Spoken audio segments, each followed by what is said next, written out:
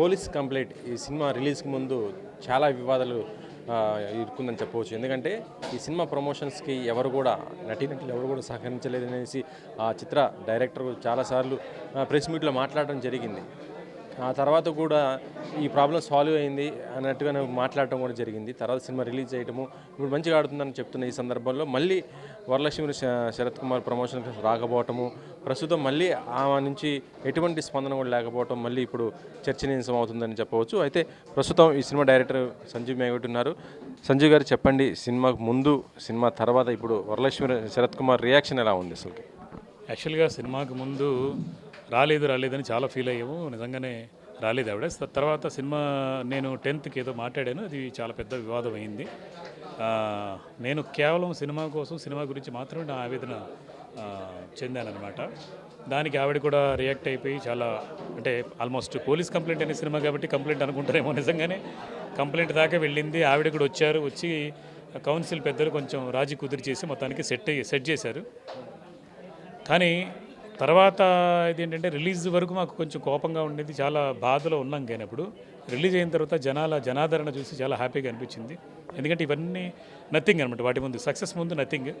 And నిన్న సాయంత్రం ఒక షోలో కూడా వరలక్ష్మి గారు ఒకవేళ ఇప్పుడు సేమ్ మీరు అడిగిన క్వశ్చన్ లాగానే అడిగారు అనమాట, వరలక్ష్మి గారితో మీరు మాట్లాడతారా అని. ఎందుకు మాట్లాడడం, డెఫినెట్గా అంటే ప్రసన్న కుమార్ గారు కూడా చెప్తూ ఉంటారు ఎప్పుడు అంటే మనమంతా ఫ్యామిలీ, ఒకరికొకరు సపోర్ట్ చేసుకోవాలని. నాకు ఆవేదన తప్ప అది దాంట్లో ఆవేదన బాధ తప్ప అందులో కోపం లేదు. సో ఆవిడ వస్తే అంటే రాకముందు 12th ముందు వచ్చి మనకి ఒక గ్రాండ్గా ఇలాంటి ఫంక్షన్లో వచ్చి సహకరించి ఉంటే ఇంకా అద్భుతమైనటువంటి ఓపెనింగ్స్ ఉండేవి. బట్ కోర్స్ నిన్న రిలీజ్ అయినటువంటి సినిమాలు బాగున్నాయి. వాటన్నిటికన్నా కూడా రిలీజ్ అయిన సినిమాలన్నిటి కూడా నెంబర్ 1 పొజిషన్లో ఉండడం ఈ సినిమా. అండ్ మంచి కలెక్షన్స్, అన్ని చోట్ల నుంచి మంచి రెస్పాన్స్, తెలంగాణ, ఆంధ్ర అండ్ కర్ణాటక నుంచి కూడా చాలా మంచి రెస్పాన్స్.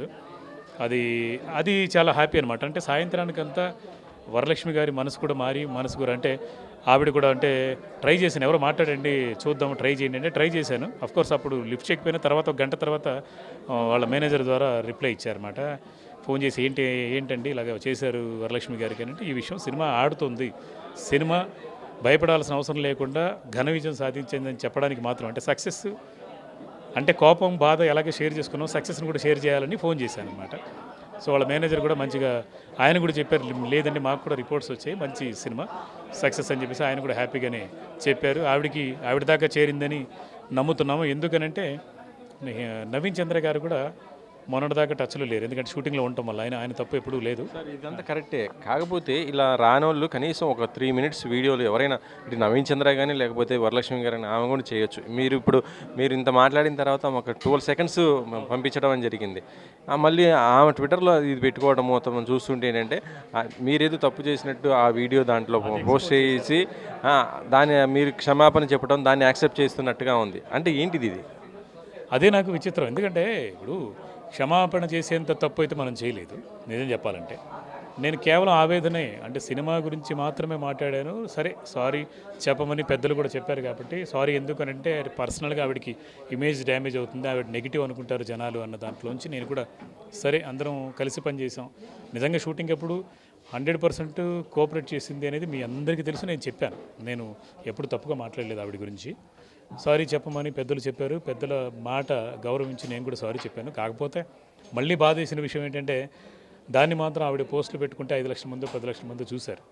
కానీ ఆవిడ ఒక 12 సెకండ్లు బయట ఇచ్చారు. ఆ బయటని ఆవిడ పోస్టులు పెట్టుకొని ఎలాగైతే నేను సారీ చెప్పిన దాన్ని లక్షల మంది చూశారు, ఆవిడ చెప్పిన బయటని చూసుంటే, అంటే ఆవిడ పోస్టులు పెట్టుకుంటే అందరికీ తెలిసేది ఈ సినిమా రిలీజ్ అవుతుంది, ఆవిడ కూడా ఓకే కాంప్రమైజ్ అయ్యారు, ఆవిడ కూడా మనకు సపోర్ట్ చేశారని ఒక ఆనందం ఉండేది. జనాల్లో కూడా అలాగే ఉండేది, ప్రేక్షకులకి తెలుస్తుంది అన్ని ఈ మధ్యకాలంలో. అయితే యాక్చువల్లీ చెప్పాలంటే షూటింగ్లో ఎప్పుడైనా ఇబ్బంది జరిగిందా? ఇటు ఆమె అసలుకి ఇంత నాన్ కోఆపరేట్ ఉండడానికి కారణం ఏంటి? షూటింగ్లో ఎప్పుడైనా అలాంటి ఏమైనా ఫేస్ చేశారా? దాన్ని ఏమైనా ఉందా? లేదు, అలాంటిది ఏం లేదు. యాక్చువల్గా షూటింగ్లో ఎలాంటి గొడవ లేదు. ఎందుకంటే ఆవిడ ఇన్ టైంలో వచ్చేవారు. టైం అంటే 9 o'clock రండి అమ్మ రెడీ అయ్యి కెమెరా ముందు కంటే 8:45 అంతా రెడీ అని చెప్పేసి నేను వచ్చేసాను. టైం ఎప్పుడు మిస్ చేయలేదు. అలాగే కష్టపడడంలో కూడా చాలా అద్భుతంగా కష్టపడ్డారు. ఆవిడ వేలు విరిగిపోయింది. కోర్స్ మన షూటింగ్లోనే వేలు విరిగింది. ఒక 1.5 month బెడ్ రెస్ట్ అన్నారు. 6 నెలలు తీసుకోవాల్సిన రెస్ట్ని 1.5 month తర్వాత సరే నేను వచ్చి చేస్తానన్నారు. అదంతా బాగుంది. ఎక్కడో మిస్కమ్యూనికేషన్ అంటే మేమైతే నాకైతే కమెంట్ చేసే అలవాటు కూడా లేదు. ఎందుకంటే ఇన్నేళ్ల ప్రయాణంలో మీడియా వాళ్ళందరికీ తెలుసు నేనేంటో అనేది. లేదా మా వాళ్ళు ఎవరైనా అన్నారు అని అంటే ఎవరైనా మీలాగే ఒకరు క్వశ్చన్ వేశారు. మీరు తప్పుగా మాట్లాడి ఉండకపోవచ్చు లొకేషన్లో, కానీ ఎవరైనా మీ వాళ్ళు ఎవరైనా ఏదైనా అని ఉంటే మా వాళ్ళు ఎవరు ఏది అన్నా కూడా ఆవిడ ధైర్యంగా ఎదుర్కోగలదు. ఎందుకనంటే ఆవిడ ఇలాగ డైరెక్ట్ ఒక రెబల్లాగా ఉంటారు అసలు. అవును, ఇండస్ట్రీలో ఆమెకు అంటూ ఒక సపరేట్గా ఇది ఉంది. కరెక్ట్గా ఉంటారు, చాలా మొహమాట లేకుండా మాట్లాడతారు, ధైర్యంగా ఉంటారు, ఏదున్నా సరే ఫేస్ చేసుకునే ఇది ఉందని ఉంది. సో ఇది కానీ ఆఫ్టర్ రిలీజ్ తర్వాత కూడా అంటే ఇప్పుడు ప్రసన్న గారు చెప్తాను బట్టి ఏంటంటే నిన్న మీరు సక్సెస్ మీట్ పెడితే ఆమె కంపల్సరీగా వచ్చేవారు, అందుకోసం ఎదురు చూశారన్నారు. ఆ ఇంటిమేషన్ మీకు ఏమైనా ఇచ్చారా ఆమె అటు నుంచి? లేదు, నిన్న మాట్లాడాను నేను. నిన్న అంటే ఆవిడతో మాట్లాడడానికి ట్రై చేస్తే ఆవిడ లిఫ్ట్ చేయలేదు. అంటే సక్సెస్ అయ్యింది అని చెప్పడానికే, అంటే బాధలో ఉన్నప్పుడు కష్టాల్లో ఉన్నప్పుడు ఎలాగైతే షేర్ చేస్తామో సక్సెస్లో కూడా షేర్ చేయాలని చెప్పేసి నేను ఫోన్ చేస్తే ఆవిడ మాట్లాడేది, వాళ్ళ మేనేజర్ మాట్లాడారు. నిజంగా ఆవిడ నేను ఉంటాను, ఏదైనా ప్రెస్ మీట్ పెట్టండి అని అంటే మాత్రం నిన్న డెఫినెట్గా పెట్టేవాళ్ళం మనం. అది ఎందుకంటే మరి ఇప్పుడు ప్రసన్న గారు ఆమె అట్లా వెయిట్ చేసి నెక్స్ట్ డే ముంబై వెళ్ళిపోయింది అనేసి చెప్పేస్తున్నారు. అంటే ఎలా ఉంటుందంటే ఇది నాకు తెలిసి మీరు పిలవాలని నేను పిలవాలని ఇక్కడ అంటే మీరు పిలిస్తే కానీ నేను రానో, లేదా మేము పిలిస్తే కానీ మీరు రాకూడదు అలాంటి ఒక చిన్న ఇది నేను పిలవడానికి సిద్ధంగానే ఉండి మాట్లాడాను కూడా. బట్ ఆఫ్ కోర్స్ ఆవిడ అంటే ఇంకా డెఫినెట్గా సినిమా సక్సెస్ అవ్వటం అనేది ఆర్టిస్ట్గా ఆవిడకి హెల్ప్ అవుతుంది. ఎందుకంటే ఈ మధ్యకాలంలో తను గతంలో చేసిన సినిమాలు వరుసగా దెబ్బతిన్నాయి కాబట్టి అంతకన్నా 100 times బెటర్ సినిమాగా ముందుకొచ్చింది వరలక్ష్మి పోలీస్ కంప్లైంట్. సో అంటే ఆమె గత సినిమా సరస్వతి కంటే కూడా ఈ సినిమా బాగా ఆడుతుంది అనేసి అంటున్నారా? 100%. అంటే థియేటర్కల్గా చూస్తే గత సినిమా ఆవిడ చేసినటువంటి ముందు సినిమా కన్నా ఇది 100 times బెటర్గా ఉంది. ఈ సినిమాతో ఆమెకు మంచి పేరు వచ్చిందంట. మంచి పేరు, చాలా బాగా చేశారు. యాక్ట్రెస్గా ఆవిడ చూస్తే చాలా ఎంటర్టైన్మెంట్. అంటే ఫస్ట్ టైం ఆవిడ చెయ్యని కోణం కామెడీ చాలా బాగా చేశారు. అండ్ సెకండ్ హాఫ్లో ఆవిడ అంటే చాలా మూడ్స్ ఉన్నటువంటి క్యారెక్టర్ ఇది. రీల్స్ వరలక్ష్మి క్యారెక్టరు ఫన్ ఉంటుంది, యాక్షన్ ఉంటుంది, కోపం ఉంటుంది. ముఖ్యంగా ప్రీ క్లైమాక్స్లో నవీన్ చంద్ర గారు అండ్ వరలక్ష్మి గారు అద్భుతమైనటువంటి పర్ఫామ్ చేశారు. అది ఏంటి థియేటర్లో చూస్తేనే మీకు తెలుస్తుంది. ఎందుకంటే చాలా థ్రిల్ అయ్యారు చాలామంది. ఆ థ్రిల్లింగ్ ఎలిమెంట్స్ కూడా దీంట్లో మన రివ్యూస్లో కూడా అలాగే రాశారు. అంటే ప్రీ క్లైమాక్స్ ఇప్పుడు మళ్ళీ ఏమైనా ట్రై చేస్తారా? మళ్ళీ మీరు ఏమైనా సక్సెస్ టూర్ లాంటి, ఎందుకంటే మీరు తెలంగాణ అంటే 2 తెలుగు రాష్ట్రాలతో పాటు అటు కన్నడం, తమిళ్, మిగతా అండమాన్ కూడా అని చెప్తున్నారు. అన్ని చోట్లకి దాదాపు అంటే మ్యాక్సిమం 400-500 దాకా థియేటర్స్లో రిలీజ్ అవ్వడం జరిగింది. మంచి టాక్ కూడా తెచ్చింది కాబట్టి నెక్స్ట్ వీక్ దాకా కంటిన్యూ అయ్యే అవకాశం ఉంటుంది. సో ఈ సందర్భంలో మళ్ళీ ఒకసారి ఆమె దృష్టికి తీసుకెళ్ళి ప్రమోషన్కి రండి అనేసి అనో లేకపోతే ఏదైనా చేసే అవకాశం ఉందా? నాకు కూడా అంటే ప్రసన్న కుమార్ గారు చెప్పేదాకా నాకు తెలియదు ఆవిడ వెయిట్ చేశారు చూశారని. కోర్స్ డెఫినెట్గా ట్రై చేద్దాం. ఎందుకంటే వస్తే డెఫినెట్గా అంటే నిర్మాతకి హెల్ప్ అవుతుంది, డిస్ట్రిబ్యూటర్కి మనల్ని నమ్మి సినిమా కొని రిలీజ్ చేశారు. అంటే ప్రొడ్యూసర్ డబ్బులు ఎదురు పెట్టి రిలీజ్ చేసిన సినిమా అయితే కాదు ఇది. ఎందుకంటే వాళ్ళు డిస్ట్రిబ్యూటర్స్ ఈ మధ్య కాలంలో చిన్న సినిమాలు, లేదంటే అసలు పేరు లేని సినిమాలు, లేదంటే కొంచెం తక్కువ స్థాయిలో ఉన్నది అనుకున్నప్పుడు కొత్త ఆర్టిస్టులతో చేసినప్పుడు ఏంటంటే ప్రొడ్యూసరే 30-40 లక్షలు ఎదురుపెట్టి రిలీజ్ చేయాలి. అలాంటిది మనం ₹1 మనం ఎదురుపెట్టి రిలీజ్ చేయలేదు, వాళ్ళు తీసుకొని రిలీజ్ చేశారు కాబట్టి. సో ఆ సక్సెస్ ఆవిడ వస్తే ఇంకా సక్సెస్ ఎంజాయ్ చేయొచ్చు అనేది నా ఉద్దేశం. అంతే. ఫైనల్ చెప్పండి, సినిమా చాలా బాగుందని చెప్తున్నారు కాబట్టి హిట్ అయిందంటే దానికి హిట్ అయితే ఏంటంటే డైరెక్టర్స్ దానికి సీక్వెల్ తీస్తుంటారు పార్ట్ 2.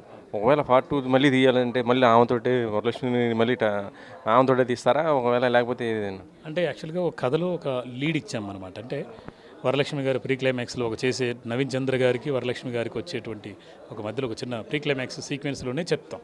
తన కూతుర్ని తన చెల్లి ఇంటికి పంపిస్తుంది.